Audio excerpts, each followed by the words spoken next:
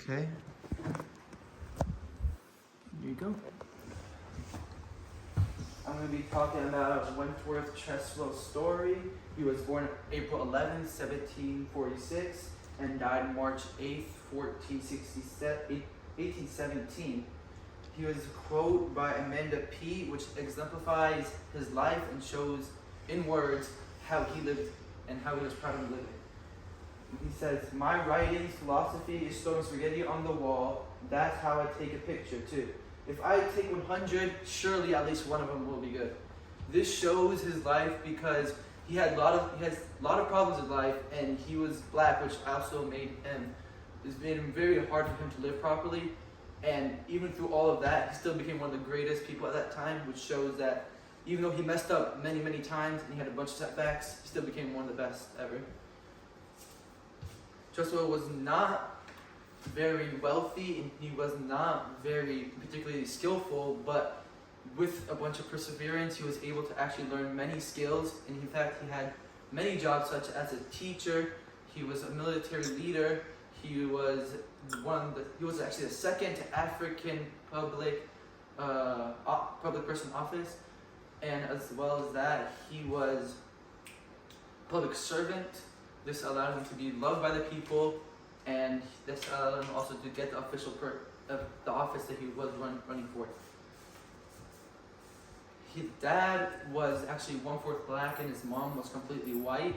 His dad had 13 children, and he was born in New Hampshire. And actually, his grandpa, because his dad was free, because when his grandpa was a slave, he actually freed himself, and not only that, but became the first African to ever own land. This allowed his son, as well, basically allowed Chartwell's dad, as well as Chartwell, to be free and have enough leverage. Let Creswell have enough leverage to go to school and was actually taught by a Harvard graduate. He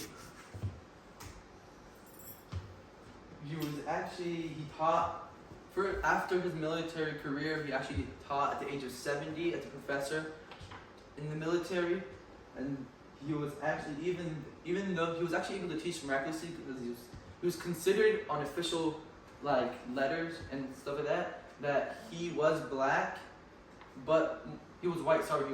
But most people considered him black because of how it worked back then, because they were in the middle of a revolutionary war.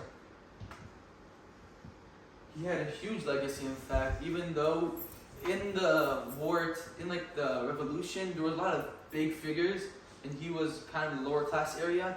Even though that happened, he was still had a really huge legacy, and he was really well known.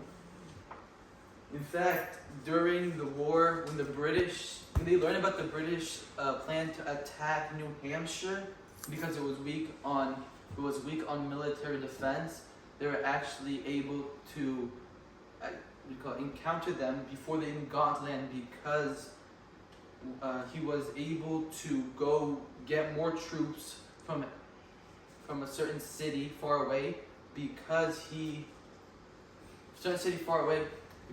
even though he was not actually part of the military, he rode all the way out and came all the way back and won the war just because of this. This allowed him to have one of the greatest history of all the people during the revolution.